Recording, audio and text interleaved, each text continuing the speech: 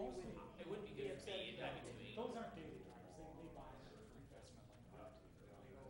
They go in their personal museum or and they take them to car shows and close them up to races. They're not daily. I guess. Yeah, I guess that makes sense.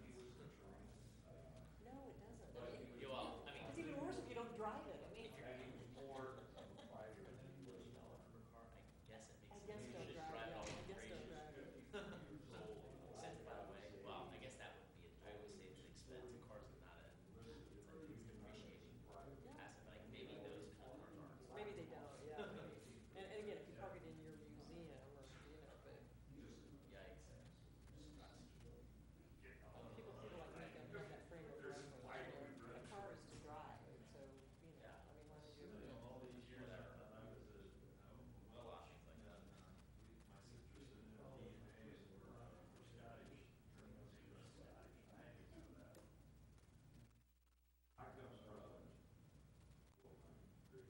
Only this half of the day has showed up tonight. Well, yes, I made a comment about the left. The left and the right, yeah. And distance, so just to get from this is rather unusual. Well, this side's protesting apparently. Well, we have two commissioners have somebody here, two that are able.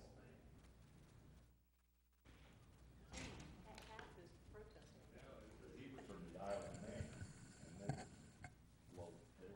Good evening. Welcome to this Tuesday, June 21st, 2016 meeting of the Planning and Zoning Commission. Please rise for the Pledge of Allegiance. I pledge allegiance to the flag of the United States of America and to the republic for which it stands, one nation, under God, indivisible, with liberty and justice for all. Thank you. Let me remind commissioners, please make sure your microphone is lighted and speak into the mic for the record. And we'll call roll. Commissioner Anderson, Commissioner Berenson, Commissioner Bowie, Commissioner Crane, Present. Commissioner Pfizer, Present. Commissioner Meiske, Commissioner Sarsfield, Present. Mayor Turnbow, Present. and Commissioner Faulkner is present. I just called roll. And I will note that Commissioner Bowie just joined us. And we do have a quorum. We have no personal appearances scheduled this evening. One item on the consent agenda, which is acceptance of minutes from our June 7th, 2016 meeting. And I would entertain a motion to either accept the consent agenda or accept minutes of our June 7th, 2016 meeting, unless any of the commissioners have any concerns about the minutes. Mr. Chairman, I move we accept the consent agenda. Second. Who was second? Sorry, Sarsfield. Thank you. Boy, my mic is really hot. Mr. Carteret, it's ringing a little.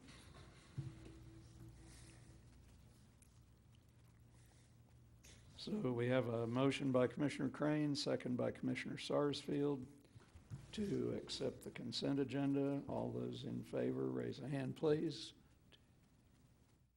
6 in favor, none opposed, no abstentions. And we have nothing this evening under old business, so we will move right into new business. And our first case, case 16010, request to permanently close and remove the access drive from 1918 West Foxwood Drive to Missouri Highway 58, also known as closure of Ryan's Access. And this case will require a public hearing, as the applicant for this case is City of Raymore. Mr. Carteret, imagine it would be appropriate for you to present the case. Thank you, sir. Yeah, yes, the applicant being the city of Raymore, I will start the applicant presentation, and then the Public Works Director, Mike Crass, will then follow up with comments as the applicant as well. So as indicated, the request tonight is for permanent closure and removal of the access drive that connects Foxwood Drive, which is Missouri 58 Highway, to the property at 1918 West Foxwood Drive. It was previously occupied by, the tenant was the Ryan's Restaurant. The property owner is Realty Income Corporation, and their offices are out of San Diego, California. So specifically, the code section applicable tonight is section 530.010. So usually we're dealing with the Unified Development Code as a planning commission, but this section of city code is what we're considering tonight. And that section states that the city shall have exclusive control over its public highways, its streets, avenues, alleys, and public places, or any other public ways, and that it shall have the exclusive power to vacate, abandon, or change any public highway, street, avenue, alley, or public place or part thereof. Then the code goes on to indicate that no public street shall be vacated, narrowed, relocated, extended, removed, widened, accepted, acquired, changed in use, sold, or leased until it's been submitted to and approved by the Planning Commission after a public hearing. So the proposed closure or removal of the access drive was deemed by staff to be a change in use of the street right-of-way. That's what triggered the request coming before the commission this evening as a public hearing, and then ultimately with the recommendation in public hearing in front of our city council. So we did advertise twice in the Raymore Journal for the public hearing this evening. It was originally advertised for the June 7th meeting that you had 2 weeks ago, and you did vote to continue that case and the public hearing to this evening's meeting. Since it is public hearing, I need to enter into the record notices that were sent out, notice of publication in the Journal, the Unified Development Code, the Growth Management Plan, the Missouri 58 Access Management Map. That was the map that was included in your packet. It's also shown on the screen, as well as a staff report submitted to you this evening. In the staff report, I outlined that section of code 530.010, which is the code section applicable to access modifications. A few items under staff comments. The access drive to Ryan's on 58 Highway, it is very close to what we refer to as relocated Kentucky Road. Not officially named that at this point. It's basically an access drive that provides access to the Firestone and Belfonte car wash to the east. But from that roadway, from the driveway throw to the curb line of that driveway to the access driveway that we're discussing tonight to the property, it's approximately 30, 40 feet distance. If you go center line to center line, it is, of course, a further distance as far as separation, but it is very close. And the location of that drive to the relocated Kentucky Road has resulted in a number of traffic issues, which the city is seeking to address by removal of the access drive. And the city, in order to address some of the safety concerns, while still providing good access to the property at 1918 West Foxwood Drive, we did, the city at its cost, construct an access driveway, an access roadway on what would be the northeast corner of the property. It actually would connect the access road that goes behind Firestone and Belfonte, and it provides a straight drive access, if you would, almost a rear frontage road for all these properties, including the location where Ryan's previously occupied. So it does provide connectivity to that relocated Kentucky Road. Of course, there's already the existing access onto Kentucky Road. So it does, when the city installed this access drive, we wanted to have any tenant on this subject property to have good, safe access to a signalized intersection at the new Kentucky Road and Foxwood Drive. If the city does secure approval of the closure, it would be our intent to make that permanent closure part of a project that we have scheduled for this summer to resurface 58 Highway. And as you know, there are temporary barricades on that property that the Public Works Director did authorize to have installed.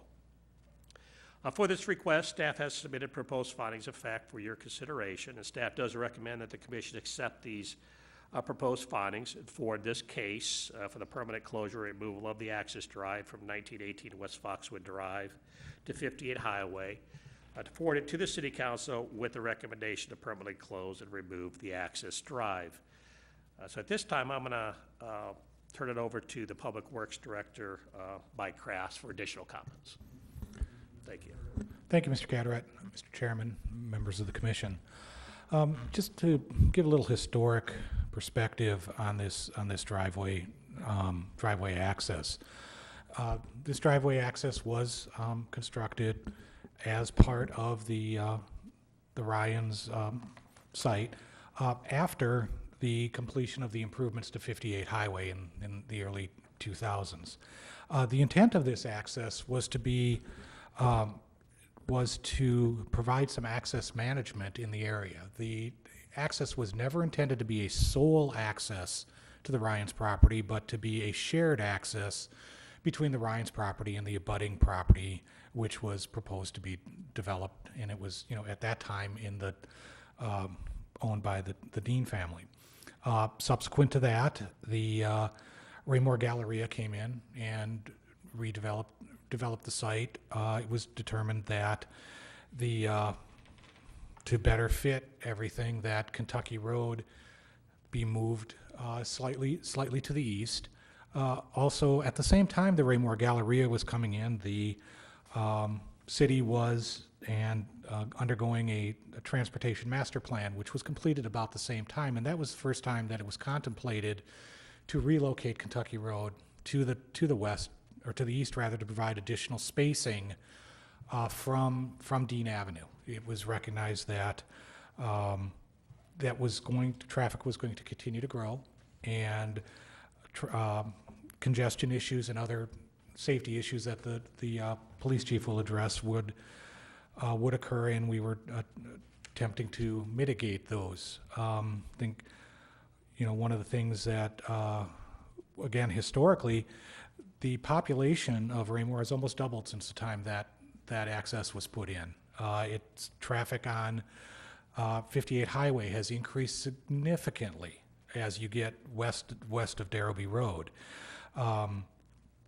So as we look at opportunities to increase the safety on and access points, this one clearly became in our opinion, necessary to remove for a number of reasons. As Mr. Carteret stated, it doesn't meet current spacing guidelines for separation from what will be, as we've referred to as relocated Kentucky.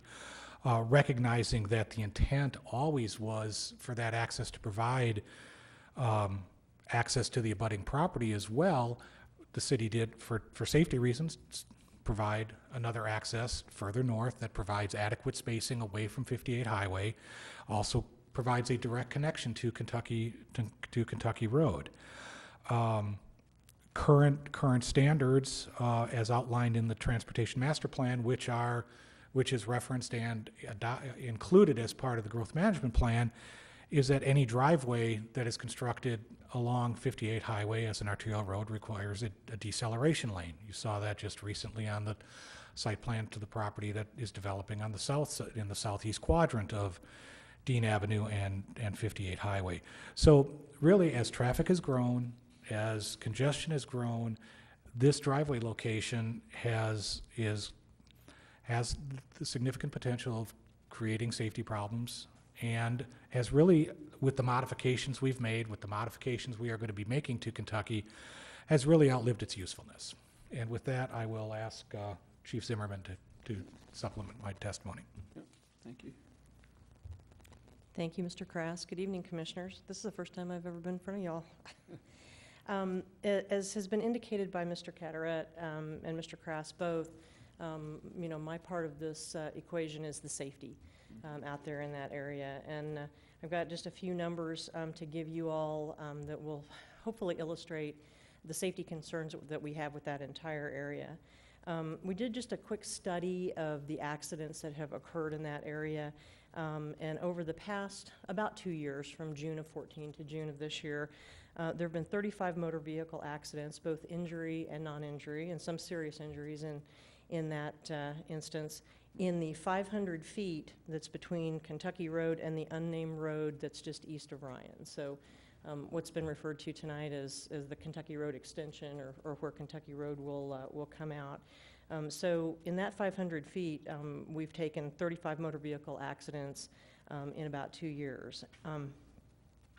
That area is second in accidents in that same period, only to 58 in Dean, which had about 40 accidents during that same period of time.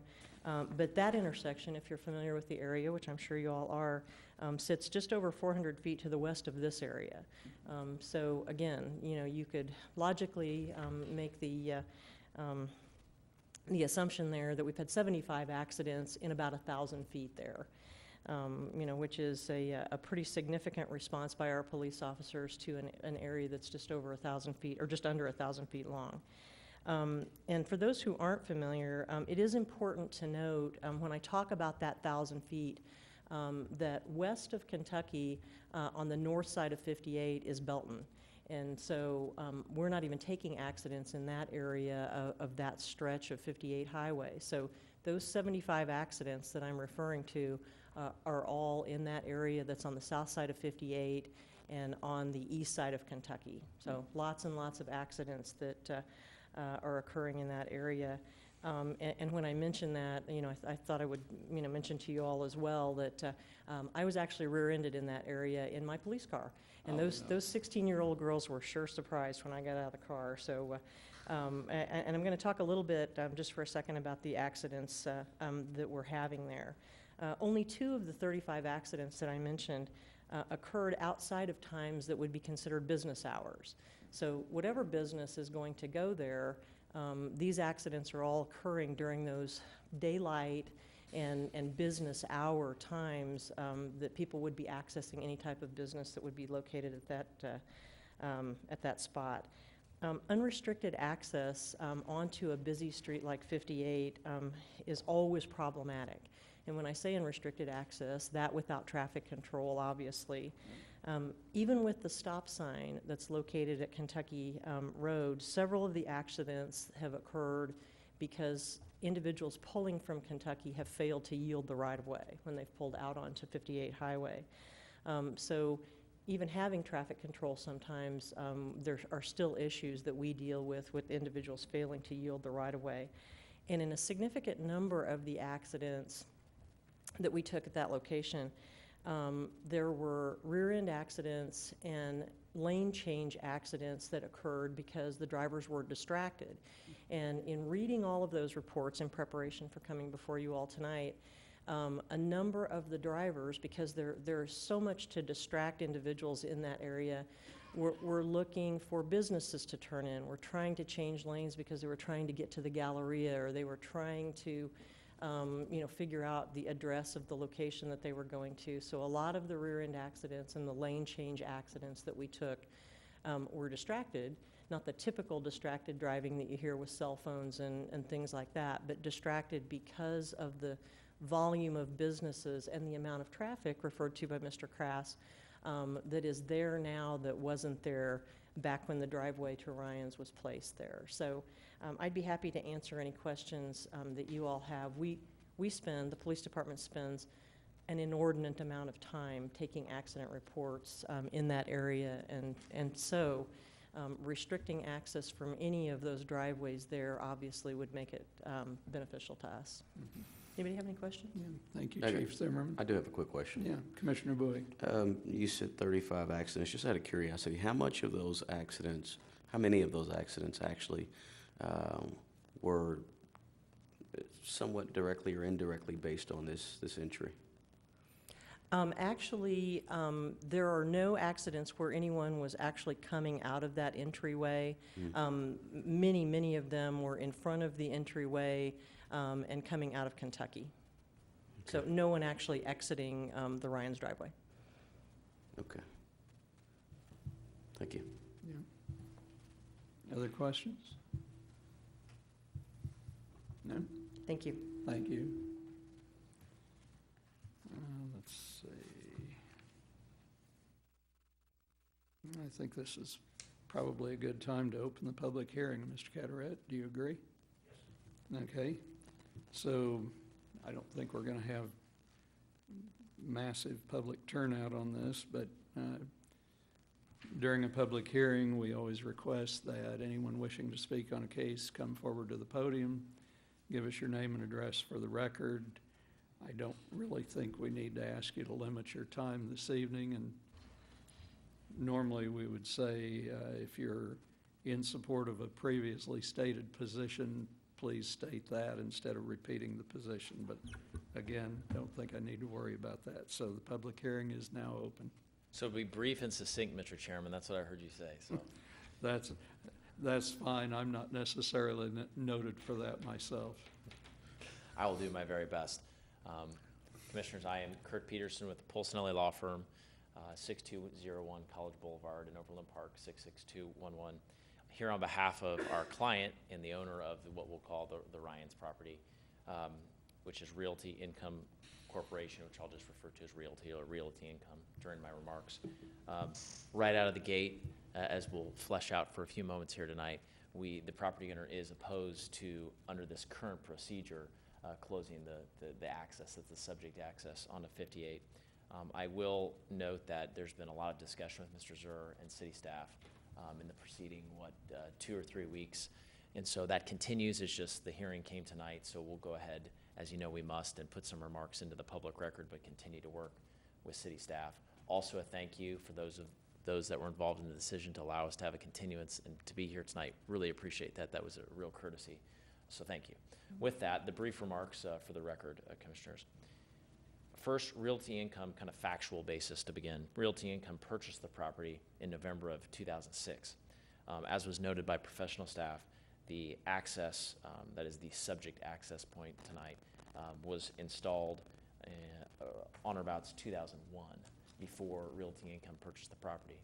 As most good retail operators like Realty Income know, access is king. Location is king, and access is I guess what, Prince or something. Very, very important to have direct access for most of your retail and your restaurant users. And so when they bought the site in 2006, they were very much aware of that direct access capability to Highway 58. Realty Income never considered that without any sort of compensation or any sort of due process, that a city would be able to come in and just close the access, which is really the process that's being initiated tonight. Suffice it to say that from Realty Income's perspective, closing this access point without any offsetting compensation or other direct access point would limit the number of, Ryan's is dark now, so they're out there looking for tenants. It limits the pool of tenants by definition. Some tenants do require that you have direct access to the subject road. It also can push down your rents. It's a case-by-case situation. And overall, whether you have one or both of those scenarios for a given tenant, it's going to reduce the value of your property for that reason. To the extent that a traffic safety issue does exist, and there's good discussion being had here about that. The traffic problem really was, I guess you could say, maybe not created, but exacerbated by, which happens, future development that is putting in what I'll deem, and I think we know what I mean when I say new Kentucky. That exacerbated the problem when a major drive was put in right near the drive we're talking about tonight. And that was a decision by the city and the planning process and all of that. So the city, in a sense you could say, from our perspective, has really favored future development to the detriment, if this access point must be closed, to the detriment of the Realty Income, and that's how they see the situation. The present proceeding, from Realty Income's perspective, does not really follow proper legal process, and here's what I mean. The city is using what we would see as, and even if you look at the name of the chapter in the code, is using really a vacation process, vacation of public right-of-way process, when in fact there's no vacation of public right-of-way here. And really what's happening is just the closure of a, you could say, private access point onto Highway 58. And really, as I hinted at earlier, we believe this is really what the eminent domain statute in the state is used for. When you take away something that's a private benefit or a private aspect of your ownership, the cities get to do that, the state gets to do that, but there are certain procedures that have to be followed, and ultimately compensation has to be paid. One example, just in understanding that this really isn't about as much about right away, except for indirectly, of course, but it's directly about a private access point, is just to look at the professional staff's report and talking about what would be entailed here. Not only would it be putting the curb across the access point in the public right-of-way, but it would also be entailed going in and putting curb and grassing on the private property. So it's just a way of seeing this really is intrinsically about affecting very directly private property rights. There's a reference in the staff report, it really calls out change in use as the key phrase here as to what's happening with the public street. And we would just say, again, this really doesn't have anything directly to do about engaging or changing the public right-of-way. As I said previously, it's about indirectly doing that, but it's directly about affecting and changing private property, which again, we don't think this is the proper legal process for that. So a couple more points for the record, Mr. Chairman. Realty Income is disappointed, while of course we are very thankful for the dialogue we're having with the city right now. They are disappointed with several of the city's actions that they, again, wanted mentioned on the public record for the hearing. One is that the city contacted Realty Income with regard to adding on New Kentucky an access point, which would be, if you will, at the rear of the Ryan's lot, and didn't bring up at the time, and again, legal counsel was not involved, but just the city, which is okay, but the city dealing directly with Realty Income, and were advised that never was it brought up that the city's plan was, after that additional, what would be, at the time, third access point was made available, the city came forward fairly quickly after that and said, by the way, we'd like you to consent to closing your access point on 58. And without elaborating, I'll let you kind of think possibly from Realty Income's perspective, if the whole plan had been presented that city would like to provide you with a secondary access point, or third at the time, so that we can remove the access point on 58, that would be a whole different discussion and calculation. And it's not maybe that somehow something couldn't have been worked out, but it would have been all the cards would have been on the table. So just expressing on their behalf that they were disappointed at how that kind of incremental conversation went. With that, the city did reach out to Realty Income and ask for the ability to temporarily close, pending this process, the access point. And before that dialogue was able to even conclude, the barricades were put up. So again, something they wanted to mention on the record, that it did happen with some speed. Realty Income considers the actions of the city more along the lines of a taking, as we've all heard that term before, really damaging private property, as I mentioned at the beginning, meaning reducing the value of their asset when they had no expectation of that being able to happen under the law when they bought it. If the city takes a final action on this closing, which won't happen tonight, of course, but moving through to council, if council were to support that, and if our discussions aren't able to go well, again, certainly not a threat, but in the public record, they most likely would have to take legal action to try to get back to that process where, you know, there's when there's a taking, that there's compensation paid. Which the bad part about that potentially is sometimes when we wait to that late date instead of doing it at the front end under the law, there are ways that the losing party, whichever party that might be, would have to pay attorney's fees, something else they wanted me to mention, which is never fun. We found no case. We did case law research to try to understand. And I say we even as a law firm, and then also Realty Income has their own in-house attorneys. We're not able to find any cases on point in Missouri interpreting the law to specifically allow for, remember, what we're not talking about, and we see all the time, are medians, things truly out in the right of way. We see those changed all the time without any sort of compensation or anything like that. But what we've never, any of us have witnessed before, is something aside from the eminent domain process that's just a planning commission council decision made, taking away of a private access point onto a highway or a street like this. So just again, putting that in a record, were not able to find support for this exact process without compensation being paid. So in conclusion, Mr. Chairman, realty income, just the reason we're talking to staff is we would be open, we would cite that the city, certainly, they don't need us to tell us this, but have the ability to engage with the eminent domain statute. That's a given, and there's nothing really other than value, right, that you debate, that we would be able to debate about that if properly applied.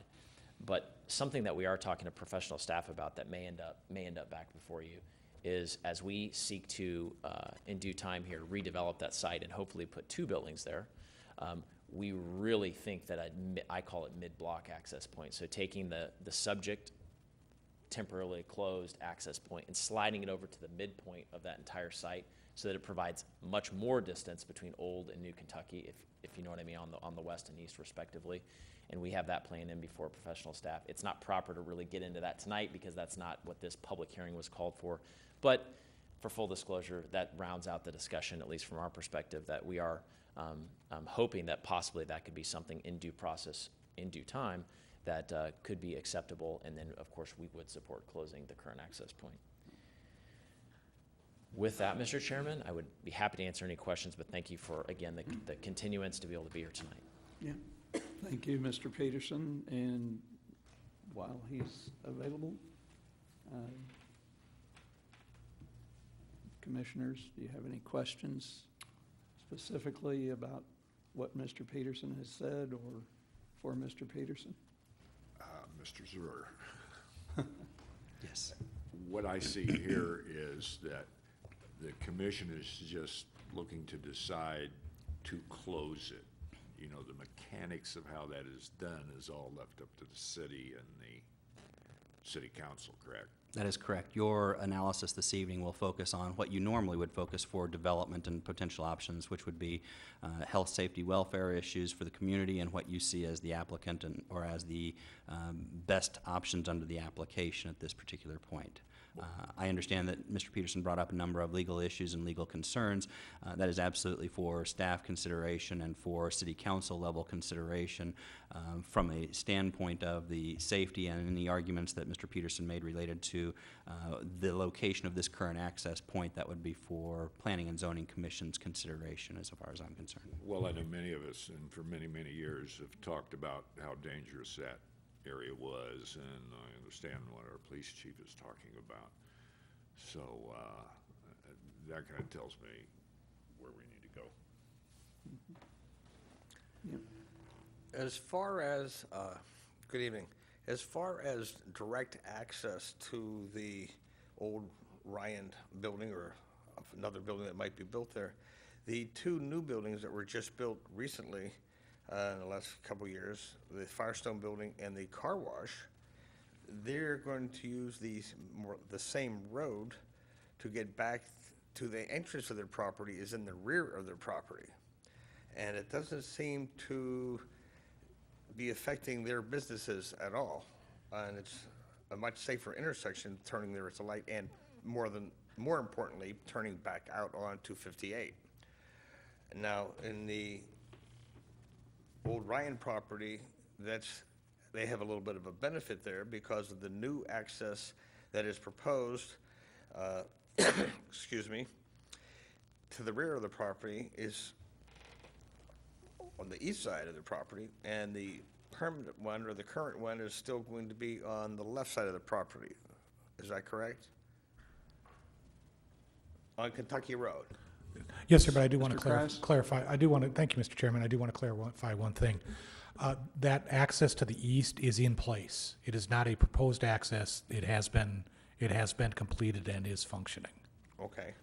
So still, at this point then, there's 2 access to the property, where the Firestone property and the car wash property have 1 access, and their business doesn't seem to be suffering, so to speak.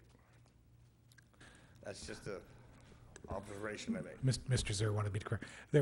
On the Ryan's access, our property, there are currently 3 access points. You are correct. They have 2 accesses, one to existing Kentucky, one to what we are referring to as relocated Kentucky that the city constructed, and then the access that we are discussing to be closed. Right. And that third access is currently barricaded. That is correct. Just to be clear. Okay, thank you, Mr. Krass. Commissioner Sarsfield, any further question along that line? No. Okay, so Mr. Zur, I'm thinking about just closing the public hearing, and since we're already into discussion by the commission. If there is no further public testimony to be provided at this point, I'm sure Mr. Peterson or members of the staff would be happy to answer any questions after the close of the public hearing as well. My thought as well. Any further public who wish to speak on this case? And seeing none, it's a formality, I know, but I will close the public hearing and we'll move into further questions, discussion by the commission.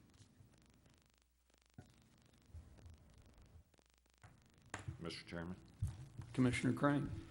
I move that we accept staff proposed findings of facts and that we forward case 16010, permanent closure and removal of the access drive from 1918 West Foxwood Drive to 58 Highway, to the City Council with a recommendation to permanently close and remove the access drive. Thank you, Commissioner Crane. And do I hear a second? I'll second that. And second by Commissioner Bowie. All right, so we have a motion on the floor to accept staff proposed findings of fact on case 16010, request to permanently close and remove access drive from 1918 West Foxwood Drive to Missouri 58 Highway, and forward that case to City Council with recommendation to permanently close and remove the access drive. If I might real quickly interject here. Mr. Zerk? I apologize for interrupting, Chairman. We do have 6 individuals here this evening, so Right, for thank purposes you. of passage, I want to make sure and simply note to the commission, it would be a required majority of all the commission, not just those who are present. Right, Okay. so 5 votes in favor or we get tied up. Yep. And we had discussed that a little earlier, but yes. Okay, so I think I restated the motion by Commissioner Crane, second by Commissioner Bowie. Is there any further discussion on the motion? Yeah, Commissioner Bowie, you fine down there? Kind of lonesome. All right, seeing no further discussion on the motion to accept staff findings of fact and forward the case to City Council with a recommendation to permanently close and remove the access drive. All those in favor, raise a hand, please. 2, 3, 4, 5, 6. And there are 6 in favor, none opposed, no abstentions. Mr. Zur, your worries are unfounded. And Mr. Peterson, I want to thank you for a very informative presentation. And of course, the case will go on to City Council. And still under new business, our next case this evening, Mr. Carteret, case 16011, the annual review of the Unified Development Code and a report on that. And so, Mr. Carteret, if you would lead off on that. Hope your voice is in good shape. Yes, sir, thank you. And it's a fairly short report. There are a few proposed amendments that we would like to discuss with council, and a few topic areas to talk with the commission about. But as you may recall, back in 2012, the commission commenced a program, to complete an annual review of our Unified Development Code. We try to do that in June of each year.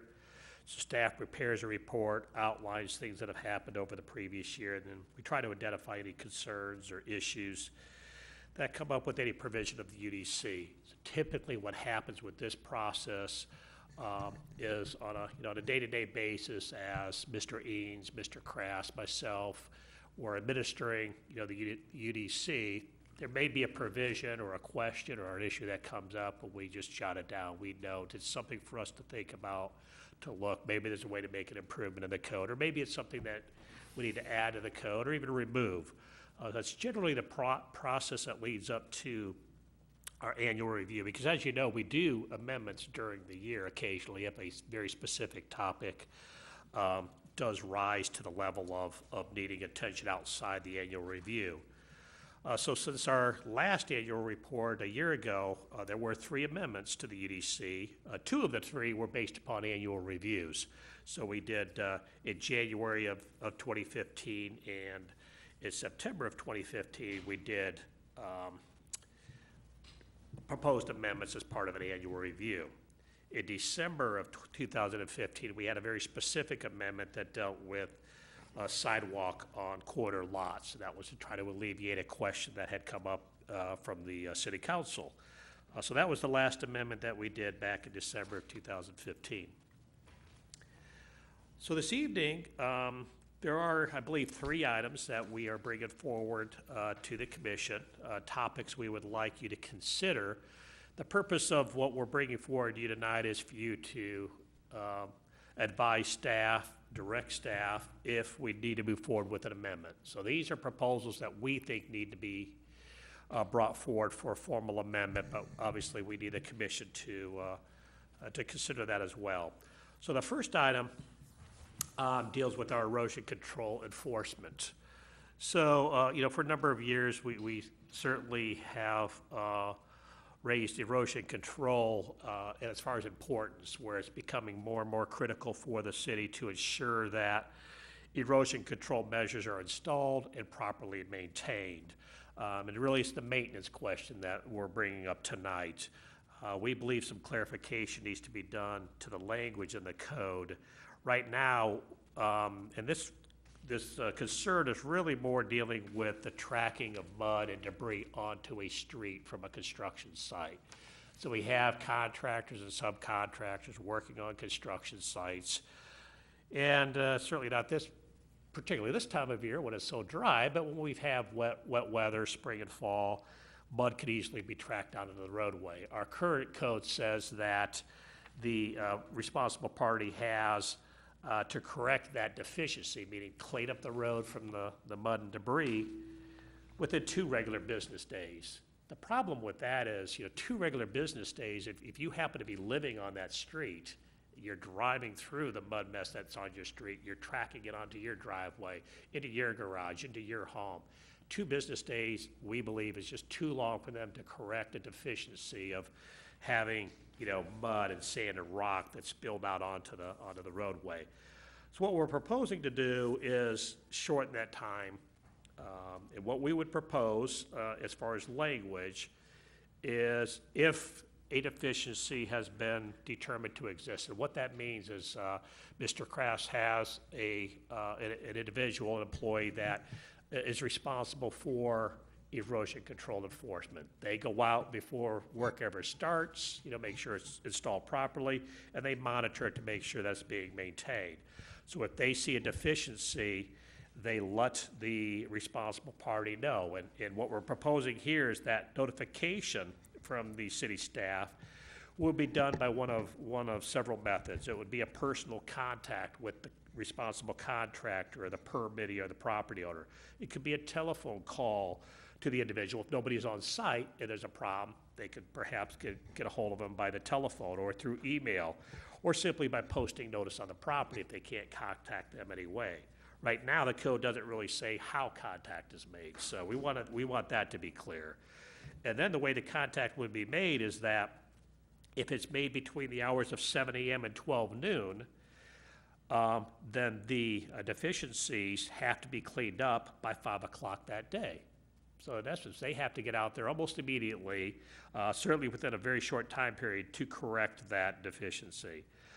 If contact is made by the city official between the hours of 12 noon and 5 p.m., then they have until 9 a.m. the following day to correct that deficiency. So we're trying to be fair and reasonable as much as we can, but we need to have the streets and the roadways and the sidewalk areas removed of any debris and mud. So those are the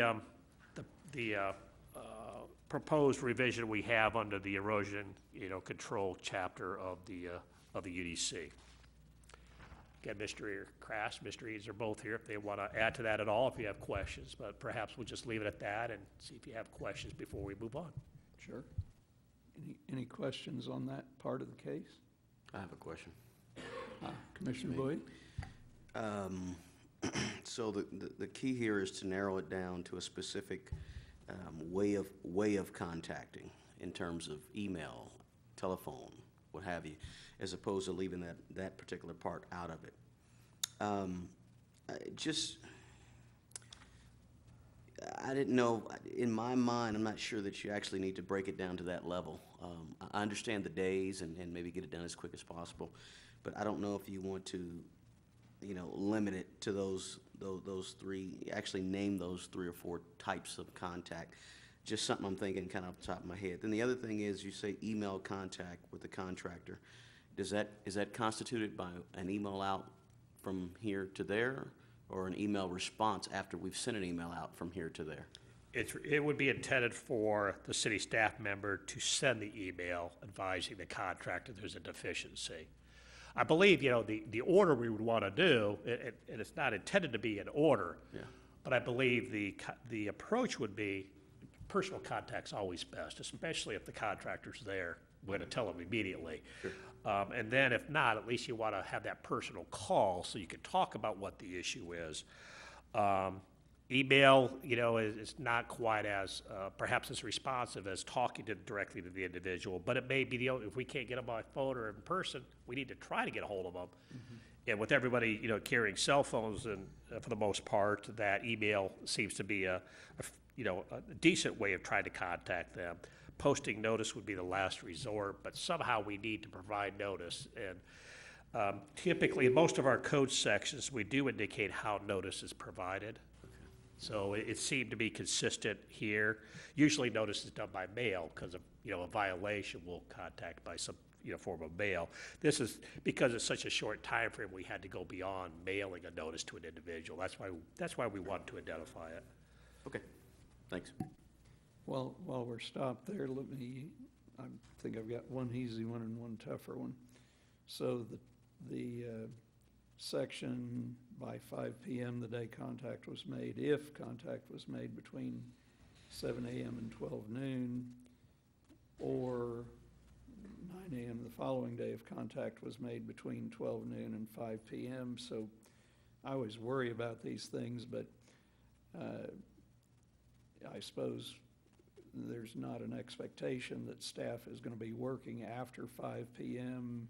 and before 7 a.m. the next day, but I'm trying to think, we've covered 7 to noon, we've covered noon to 5, we have not covered 5 in the evening to 7 the next morning, and I'm thinking I'd rather see this make some provision so that it addressed contact being made anywhere in the 24 hours of the day. I'm thinking an unusual circumstance, an emergency where contact might actually be made outside of business hours. Maybe that's not the intent. Mr. Krass? If it's bad enough that we are contacted outside of business hours, right. Typically we are contacted by the police department, that a hazard exists, we would abate that immediately. Okay. And then charge the contractor for the work. Okay, so we're not leaving a hole here from a practical point of view. No. If it's egregious enough that we are notified outside of normal business hours, it's an imminent health hazard, and that is addressed in other areas of the code. Okay, well, that was my easy question, and thank you, Mr. Krass. The tougher one, kind of picking up on Commissioner Bowie's comments, the D, posting notice on the property. I expect that staff would use some common sense here depending on the degree of problem that existed. I'm thinking, well, if I happen to own that property and I wasn't contacted by in person or by phone or by email, and I didn't happen to be on the site, days could go by before I might ever see that posting. Mr. Krass? I'm sorry, were you finished, Mr. Chairman? No, yeah, you're good. Okay. Please. I think you raised the very point, is ultimately the builder is responsible for that construction site, and ultimately the builder should be visiting the site on a regular basis. So if they have not visited the site within actually our erosion control permit, et cetera, most of this occurs after a rain. If they have not visited the site after a rain, it is their duty to visit a site after a significant rainstorm to make sure they're not tracking mud, that all of their erosion control is in place. So what we have outlined here in A through D is what we are currently doing in practice. And so it's nothing new, but it is ultimately the builder's or whoever has pulled the permit's responsibility to visit that site on a regular basis, especially after a rainfall. And thank you very much. I appreciate your experience, and I like your answer. Thank you, Mr. Krass. Okay, any other comments about erosion control before we let staff move on? All good? Okay, Mr. Carteret, if you would, go ahead on to the next topic. All right, it wasn't an annual review without a discussion of sidewalks, so. Of course. Just can't let this go. The question came up when the sidewalk and undeveloped lot program was last considered by City Council concerning ADA ramp and corner lots, installation of the ADA ramp. It has always been the requirement that when a home is built or a business is built on a corner lot, that part of the responsibility of installation of the sidewalk is, if there's not an ADA ramp there, that it is part of the sidewalk network system. We have, it's been a number of years now that the city now requires the ADA ramps to be installed when new phases of subdivisions are constructed. So when you see, we've been approving phases in Creekmore for the last couple of years. When the developer goes in and installs water, sewer, streets, they are required at that time to also install the ADA ramps at the corner. That way we know they're properly installed and the slope and everything about the construction is done properly. And then when a home builder comes in and builds a home, they simply connect to the ADA ramp that exists there. So for all new developments that are occurring in the city, this code provision really isn't necessary. But we still have a few lots that are older subdivisions, corner lots that remain undeveloped. And so for clarification purposes only, we wanted to include a item in the installation of sidewalk requirement that reads ADA curb ramps shall be installed on a corner lot at the time sidewalk is installed upon the lot. Obviously, if it's there, this code section doesn't apply. I think there's only a handful of lots now that would exist, undeveloped lots where this provision would actually be utilized. And again, the builders know that they have to install the ADA ramps on if they're not there. It's really intended for the homeowner under, again, our undeveloped lot program. If we notify them, that it's very clear that it's a code requirement. So that's what we're proposing under item number 2. Thank you. Mr. Krass, Mr. Eanes, anything to add to that? Okay, any questions from commission about sidewalks? No?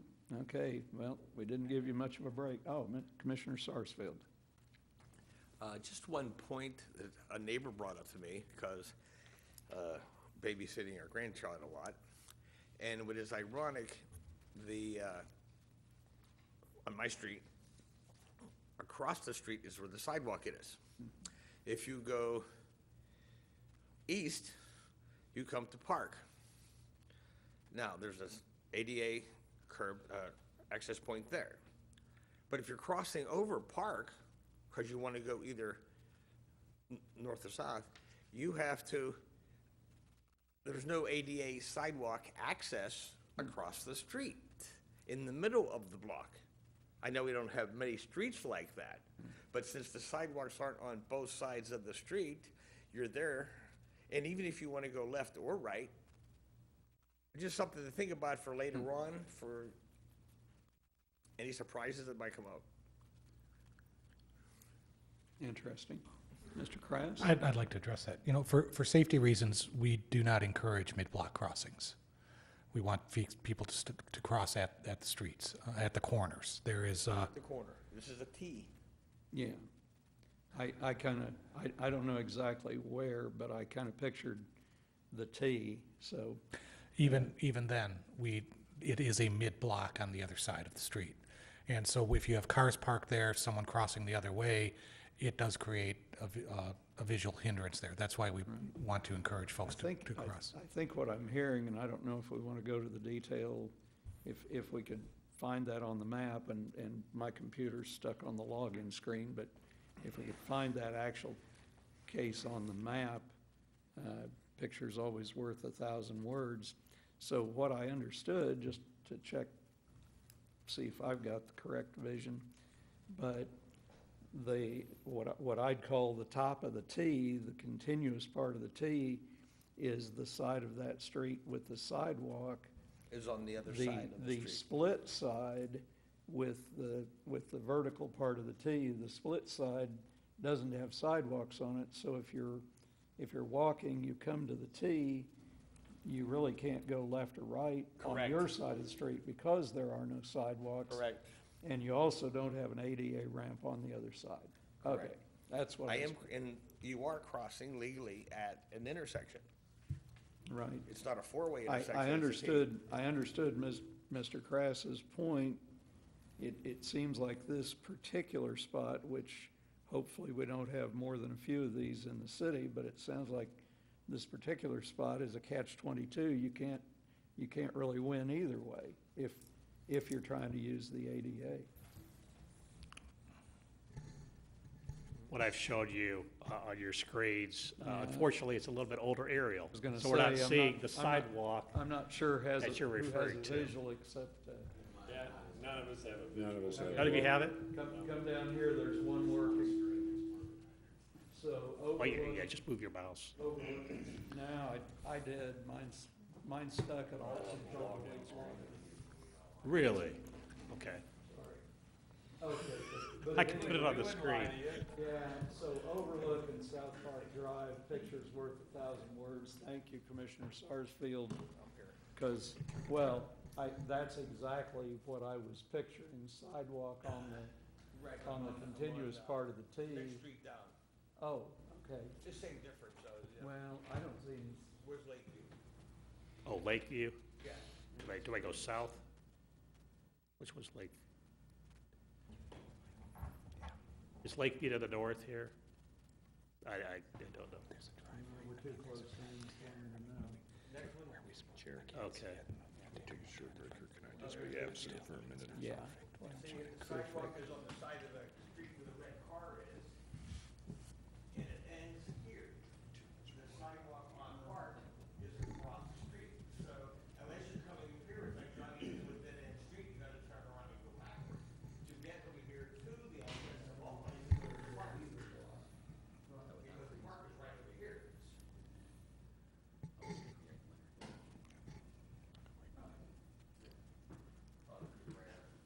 I was gonna say, I don't wanna make a big deal out of something that's very rare, but I do see Commissioner Sarsfield's point in this particular case. Because a lot of people come up that road because of the park for activities. They walk up and down parking lot and they go across with their strollers and so forth. So Mr. Zer, let me ask you specifically for some guidance here. I think the discussion of proposed change to the UDC, unless commissioners have other objections, I think the proposed changes to 445.030K1 is really one issue, and Commissioner Sarsfield's concern about that particular Lakeview and Park Drive is actually maybe something that should be passed on to City Council and/or City Engineering as a separate item. Yeah, I would say that you're being presented this evening with the installation of sidewalks. If you want to bounce back to staff in order to evaluate the concerns raised by Commissioner Sars feel that'd be the appropriate step to take at this point, not necessarily having staff adopt something immediately under the current proposed annual change. Not a UDC change specifically to address Lakeview and South Park. That's exactly correct. Good, good. Okay, so I'm good with that. Just a quick question. Any commissioners want us to take a short recess, or shall we keep on going here? You good? Good to go? Okay. Thank you. Okay, so are there any further comments on sidewalks? Point noted. Commissioner Sarsfield, good point. Thank you. Anything else on sidewalks before we continue with Mr. Carteret? Okay. Let's go ahead, Mr. Carteret, and talk about replats. Thank you, sir. So the third proposed amendment that staff would like to see is actually adding language to the UDC. So Section 470 is our general administrative section that deals with all the different actions, land use actions that the city takes. And so under our subdivision portion of Chapter 470, we deal with preliminary plats, final plats, and minor plats. What we have it outlined is a process for replat. Administratively, we've been doing this general procedure that's outlined here. I want to propose incorporating it into the code, and generally what a replat is as we're defining it for the purposes here, it's really a legal survey document that does get recorded. It's when changes are made to a portion or all of a recorded plat. What we typically see with the request that would fall into this category would be when a couple of property owners get together and want to adjust lot lines that are shared, or want to add an addition of undeveloped or unplatted land to a lot, or maybe consolidate one or two lots together, or reconfigure lot lines. All actions that are not creating additional lots, it may be a decrease in lots, but not creating additional lots. And certainly no new streets being installed, no new private drives that provide access to new lots or anything of that nature. It's really just taking existing lots and reconfiguring them. So what we're proposing is an application process for a replat. There's no preliminary or final plat application required, no formal review by the Planning Commission or City Council. Again, we're dealing with a recorded document and we're simply adjusting lot lines. What does have to occur as part of this review process is that the new lot or lots that are being modified all still have to comply with all the minimum lot size, lot frontage, width, depth. They can't create a non-conforming situation. But again, oftentimes we'll see where two property owners get together, they simply want to adjust a lot line a few feet. So we want to establish a process where that could be quickly and easily done. So that's the proposal under item number 3 this evening. Those my comments there. I'd have one request, and that is if I'm reading this right, Mr. Carteret, we're basically adding a definition. And so I'm thinking that we have a section at the back of UDC for definitions. We should probably make sure that the definition is added there, and having done that, I'm not sure that it would actually have to be added in 470.250, just thinking. Good comment, sir. Yeah, we could do that. The other thing, just kind of a request, and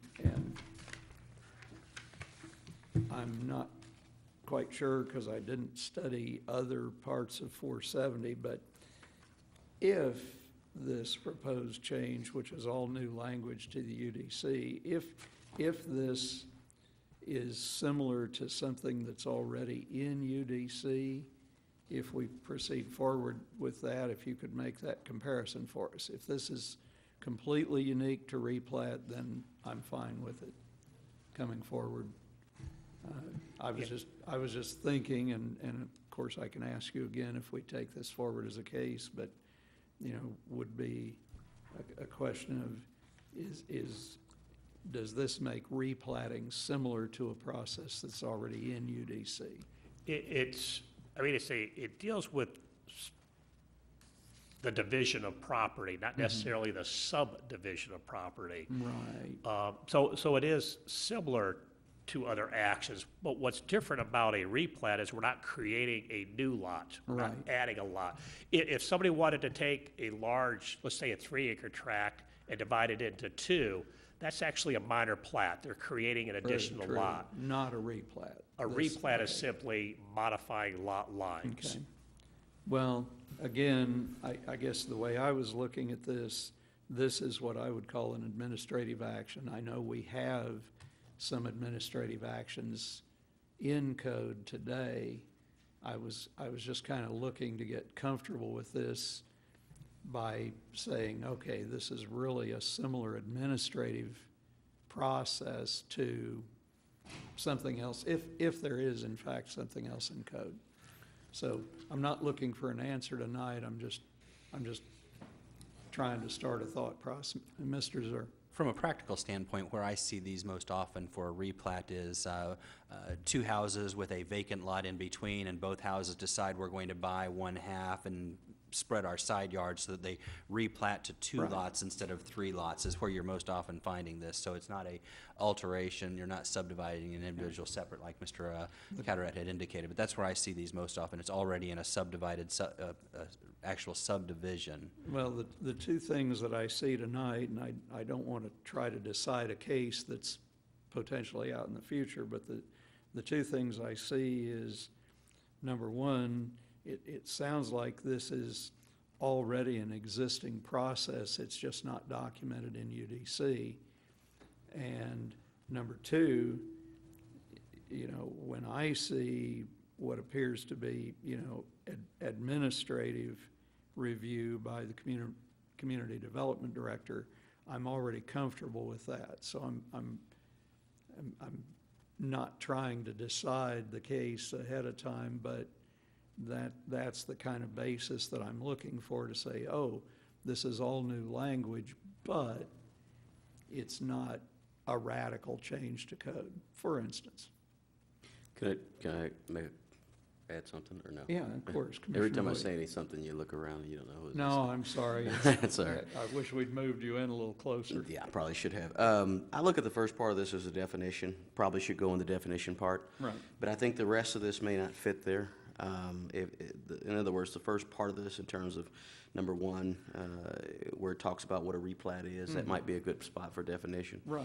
For the rest of this, I don't necessarily see it going back there in the definition area. I think it could find a way, as was already said, somewhere else, or even at section 470.250, Right. because it does go through an applicability as well as procedure, et cetera. So maybe as was said, in the administrative portion, or maybe somewhere it could find itself actually at the end of 470.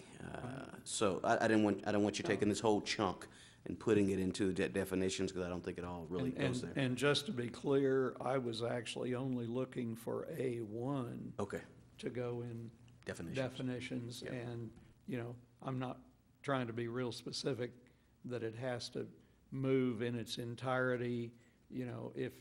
If we have a tight definition and some more general explanation at the beginning of 470.250, I'm fine with that. So I wasn't trying to be terribly specific. I was just thinking, okay, if we don't in fact have replat defined, definition's a great place to start. So I think we're in agreement, hopefully. Chairman. Yes, Commissioner Fine. Zur. Caught me. Mr. Zur. Your best efforts. Your Yes, best thank efforts. you. I was actually going to recommend that perhaps Mr. Carteret look at this from the perspective of leaving the language he's got there in number 1 and just duplicating some of that in the definitions portion and incorporating additional material for it. I don't think you need to remove anything for number 1. I think it's nice having that there, but if you're going to add a definitional section, that first sentence of A1 gets incorporated in the definitional section, and in addition to anything else that Mr. Carteret believes might be appropriate for defining purposes. Right, and first sentence really is the meat of it, so I'm fine with that. Again, I wasn't trying to be incredibly specific, I was just thinking in general, we need to put something in definition as well. We don't want definitions to get lonesome there. Okay, other commissioners or Mr. Mayor, do you have any other comments about replat before we move on? Okay, Mr. Carteret, I think we still have a page to go. Yeah, so this page just falls under topics for discussion. We've actually had discussion on a couple of these items already. Item D with the sign code, we had the work session here with the Planning Commission. So staff is going to bring forward an amendment at some point in time. It probably will not be incorporated as part of our annual review with the minor amendments, because it's significant enough that we want to separate that item out. We also had a little discussion previously. Commissioner Pfizer had raised the question on whether we should, perhaps look at what some other communities have adopted regarding standards for little libraries. Whether we, should we allow them on public lands as part of, City Hall or parks, or should we allow it on private property, or both? Again, a few communities have adopted some standards, so simply asking if it's something that you do want us to move forward with as far as, learning a little bit more about. And then I'll just continue and we'll hit all 5 of them if that's okay, and then we just have general comments. Right. That's fine. Similar to the little libraries will be item E, which deals with clothing drop boxes, and not necessarily just clothing, but drop boxes in general. Certainly in some communities, they're experiencing some issues regarding maintenance and placement of these boxes. And so they're establishing regulations concerning the boxes. We have not seen issues with the boxes that are in Raymore. We certainly have them around in various locations. I have not had complaints or experienced any issues, but just wanted some direction if you think we should be a little bit more proactive and perhaps look at some general standards. Again, I'm indifferent at this point in time. It just hasn't been an issue. They're all being maintained nicely, et cetera. A 4th item, identified as item B here, is looking at the small cell telecommunication facilities. This is something I think we should look into because the mini or micro cell technology is really referring to smaller, lower power wireless telecommunication antennas. Typically, they're being installed on existing overhead electrical poles, et cetera. It's really, it's being utilized to fill gaps in coverage, so it's more, not necessarily replacing the monopole cell towers, but really trying to fill in some of the low service and the gaps that are in existing service areas. But, the city owns light poles now.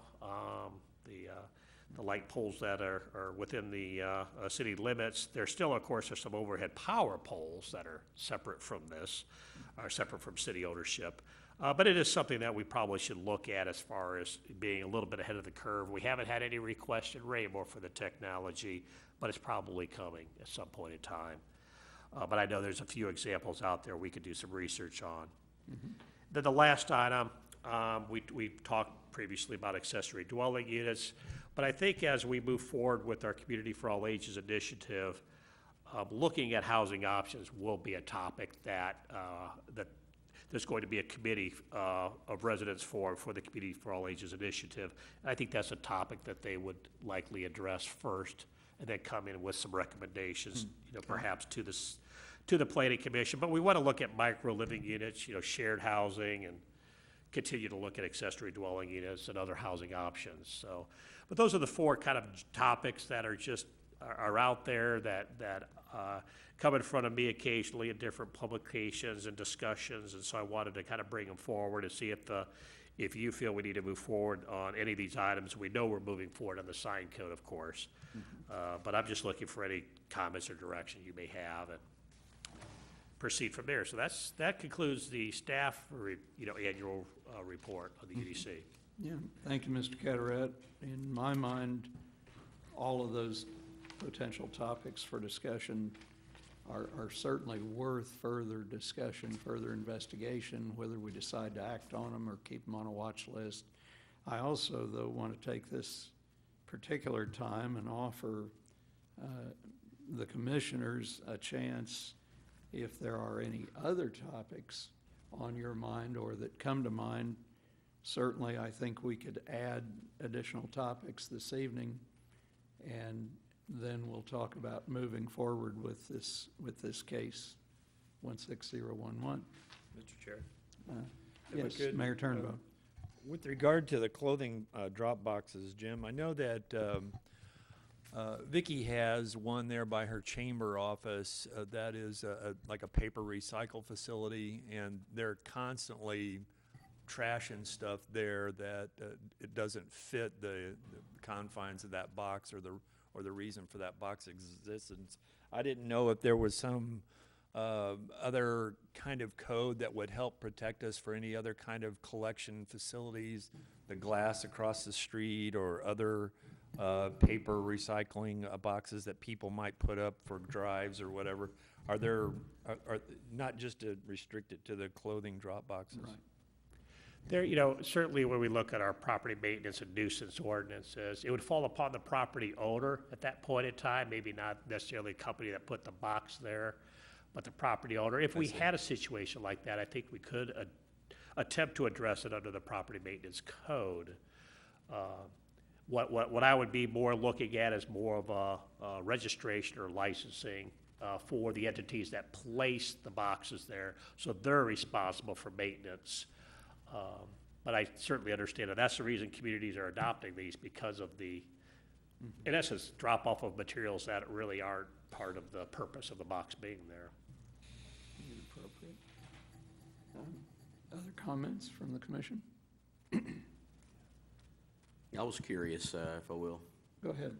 I was curious, how many of those drop boxes do we have around the city that may be similar? Got 5 of them, 10 of them? I would say maybe a dozen. Okay. How, is there security issues or anything, and lighting as well? I mean, I think there's a lot of things that could be looked at for that in terms of adding to the code. So I think I think it's pretty important, actually, as we move forward. So I'm not sure I'm not sure I can count a dozen, but I tend to recycle white paper in one of the Abitibi boxes rather than just putting it out with the city pickup. And I know that the Abitibi paper box that was over by the newspaper, by the Journal office, is not there. Whether it will come back is another question, but I had to go further to find the paper drop boxes at the church.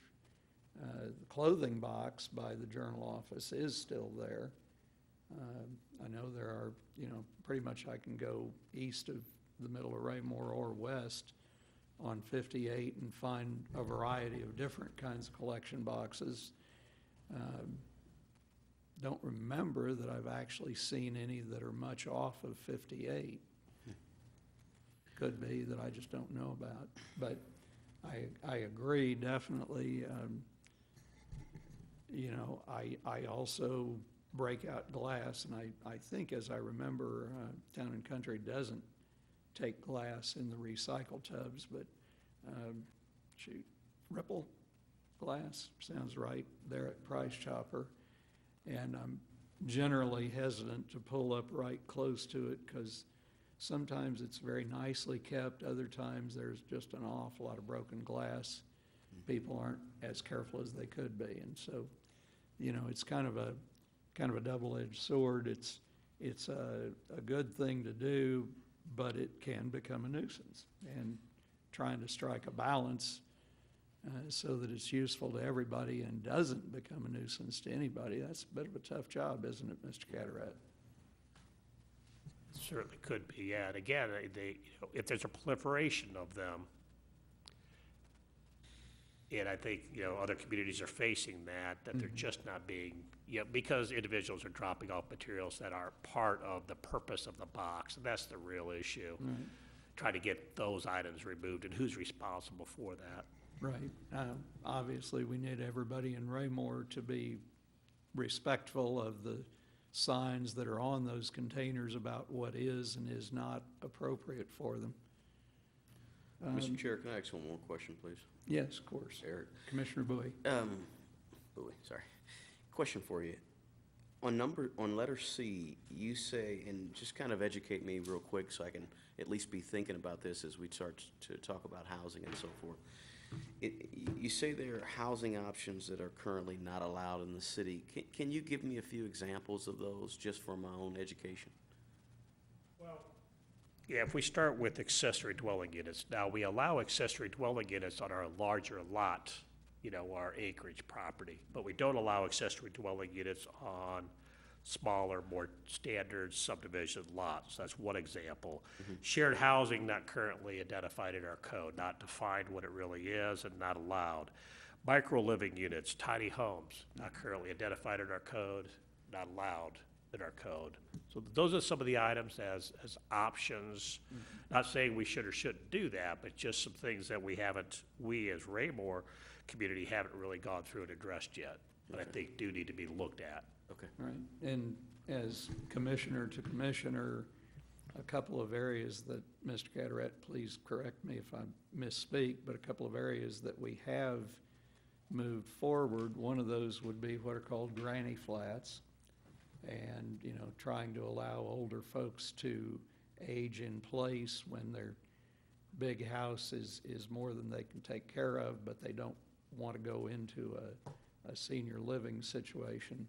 So granny flats is one. The other that has been in code for a few years, as I recall, and we haven't yet seen an instance, would be a mixed-use development where you have business, commercial on the first floor and apartments or housing above that. And, you know, I think we've tried to be somewhat proactive and provide some housing options beyond what used to exist in code, but as I say, I don't think I've seen anybody really take advantage of some of those options lately. Mr. Carteret, did I miss anything? No, I think that covers those two good examples. Thank you. Okay, does anybody else have a suggestion for additional topics for discussion?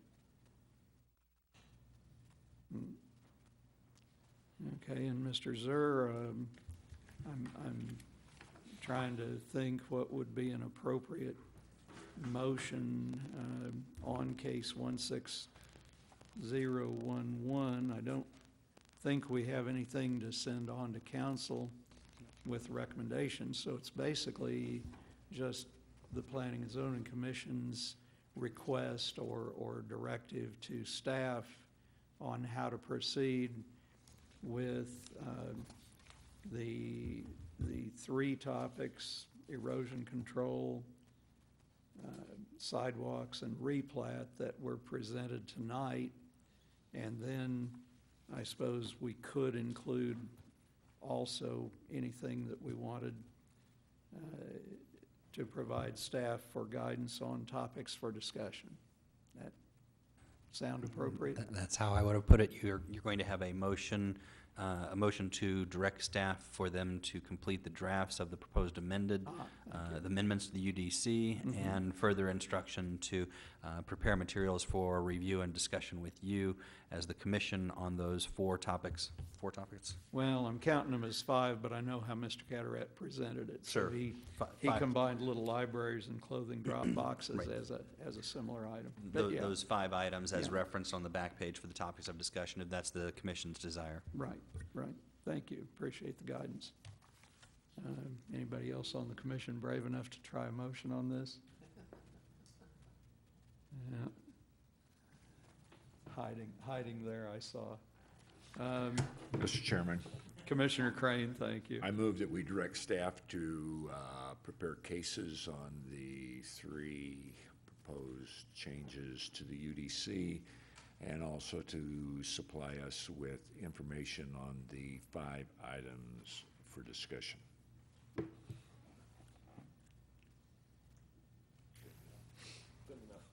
Second that. Second? Okay, I'm going to call second by Commissioner Bowie. I think just slightly ahead of the other second. So this is going to be a little tricky to restate, but I'll try to get close. Motion by Commissioner Crane, second by Commissioner Bowie, to direct staff to prepare cases for consideration on the 3 topics listed this evening: erosion control, sidewalks, and replatting, and in addition to further research and provide commission with additional material for discussion on the 5 topics listed on the back page. Is that close enough? Sounds like We know what we meant. Okay. Is there any discussion on the motion? All those in favor, raise a hand, please. 2, 3, 4, 5, 6. And we have 6 in favor, none opposed, no abstentions. And thank you, Mr. Carteret, for the work pulling this together, and thank you for the work yet to be done.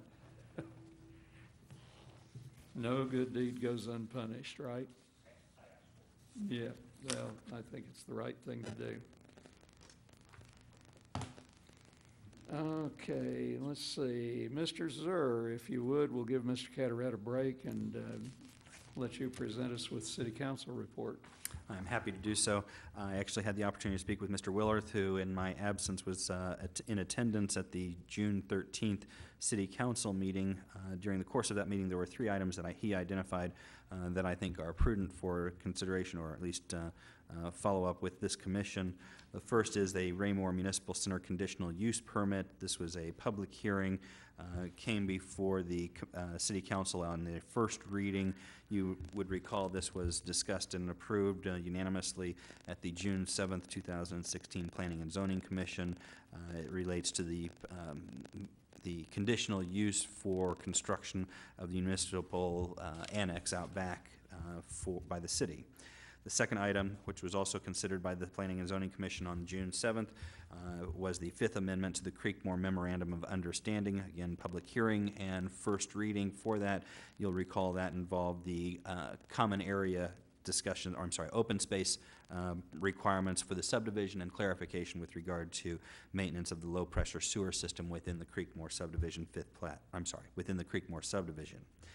The third and final item considered and voted upon during the course of the City Council meeting was the High Point at Creekmore third final plat. Again, this was a first reading by the City Council, and it was for 18-lot single-family subdivision located southeast corner of Fox Ridge Drive and 163rd Street, again approved by this commission on the 7th of June. So all of those should be relatively recent cases that first came through you and have now been approved at the City Council level for their first readings. Mm-hmm. Good to know. That's all I have. Thank you, Mr. Zur. Obviously would welcome the mayor to insert anything else that he believes occurred that would be important to report on. Thank you. Did a good job, didn't he? Thank you. Even better. Okay, Mr. Carteret, if you would, give us the staff report and planning pipeline, please. Yes, just to talk about upcoming schedule. So the next meeting of the commission will be held on July 5th. We will have a meeting that evening. We have a public hearing that we have actually 2 items, but both related to the same subdivisions. So the developer of Shadowwood is coming forward with, it's classified under the rezoning process. What they're proposing to do is really modify the development standards that apply to the R1P zoning that this subdivision has. So specifically, in phase 2 of the subdivision, they have a number of undeveloped lots that were approved initially as neo-traditional lots. So the homes are narrower in width. In fact, we have a maximum width requirement of 38 feet. With front porches and then rear-loaded rear entry garages to these lots. So these lots are narrower, and again, rear access to the homes. But the developer, for one entire segment of street, they don't have any developed lots. They haven't been able to sell these lots for the neo-traditional homes. What they're proposing to do is, number one, modify the development standards, and then 2, replat the lots to increase the widths. What they're trying to do is eliminate the mandatory requirement that the lots be for traditional homes only. They would still welcome somebody to build a home there because the alleys have been built. But what they're proposing to do is increase the width of the lot so they could have traditional front entry garages and actually have enough room for 3-car garage homes there. So they would be decreasing the total number of lots, I think, from 19 down to 13. So in essence, doing a replat that we just talked about. But we would propose under, of course, that's coming forward to you the same evening, so we're gonna have the rezoning application and the replat application, because they do go hand in hand. It does require a good neighbor meeting, so we're holding that this Thursday evening at 6:30. We've notified almost 60 property owners in the area, just because of the number of lots we're talking about. So the Shadowwood neighborhood is certainly aware of the request, and so we'll plan on sharing information with those residents there on the 23rd, public hearing on July 5th. Then on July 19th, we will have a meeting as well. We do have an application that was filed, and it's for the site plan for the municipal center. So Mr. Zur indicated that on June 7th, you heard the conditional use permit request, and it's gone on to council. Well, the formal site plan has been submitted and will be on your agenda on July 19th. So City Council had a work session last night, kind of making some final decisions regarding the exterior of the building. So things that the architect has finished up, and now we're ready to move forward with the formal site plan process. So that's scheduled for July 19th. So those are all the items that I know of scheduled to date. And that concludes staff report at this time. Good. Thank you, Mr. Carteret. I'll open the floor for public comment. Looks like our public has all vacated the premises, and seeing no public comment this evening, we'll go on to commission member comment.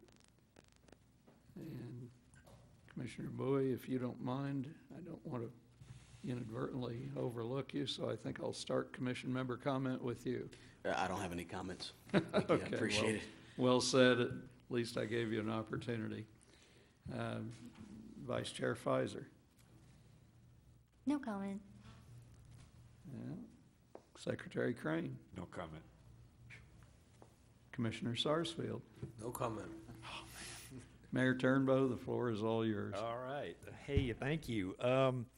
One of the things I wanted to bring to the commission's attention is, if you haven't seen it yet, Cerner just put out a survey of now they're like 1,400 existing employees, but as they look at the Cerner campus going in at the old Bannister Mall complex, they asked them a range of questions about what they would like to see in amenities, housing, those types of things.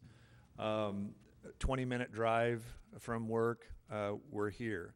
$200,000 home, we're here. Other amenities in the area, we're getting there. I mean, there's an awful lot that Raymore has to offer to many of these. Now, these positions are going to start in the 70s, and that's kind of our median income here. So there's an awful lot that we as a planning agent for the development of our community really need to look at as a potential for an awful lot of people coming to our community from the Cerner complex to not only to live, but to put their kids in schools. Schools was another one. 91% of them said public safety was their priority. We are one of the safest cities in the metro area, if not the state of Missouri. So there's an awful lot that Raymore, when you look at the answers to their survey questions, it's almost like they've come to our city and looked at it, because it is really an attractive position. We're in a great position right now for those thousands of employees to look at, to reside, not only to reside in temporary housing initially, but then starter homes, and then develop and have a family, put them in our school district, and then buy bigger homes. And so we really do have a lot to offer that. Even the other mayors in the area here in Cass County agreed that Raymore is kind of what Mayor Davis and Belton says, in the catbird seat, as far as us being able to offer an awful lot. So planning and zoning is going to be really busy, I think, much more busy than what we have been over the next year. I know that Jim and Mike and Mr. Feuerborn are, so is Matt Tapp, our economic development director, are really excited about what that complex in and of itself is going to bring here. And then with their interest, who knows what can happen. But I just want to let you know that survey is out there. If you have an opportunity to look at it, they probably have it on their website. I have an electrons copy. If you're interested in it, I'd be happy to send it to you. I have a hard copy as well. But take a look at it.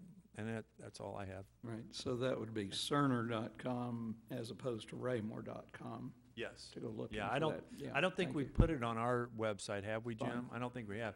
Might be good for us to put it on. Can you under send it the out plan. to all of the commissioners? Sure, yeah, I will do that. In an email? Appreciate that. All right. Appreciate it. Okay, Bet. and thank you, Mayor Turnbow, for the message. That's good to know. I don't have much to say further this evening, except I want to thank city staff and thank Chief Zimmerman and Mr. Eanes, who were here earlier, Mr. Crass, Mr. Zur, Mr. Cataret, thank you very much. We could not do our work without you. And I think that's all I have to say. So unless any of the commission has anything further, I would entertain a motion to adjourn. Mr. Chairman, I move we adjourn. Second, third. Okay, who was that? Mayor Turnbow beat him? Mayor Turnbow beat him. Okay, thank you. So motion by Commissioner Crane, second by Mayor Turnbow to adjourn. All those in favor, raise a hand, please. And I have 6 in favor, none opposed, no abstentions. Yeah.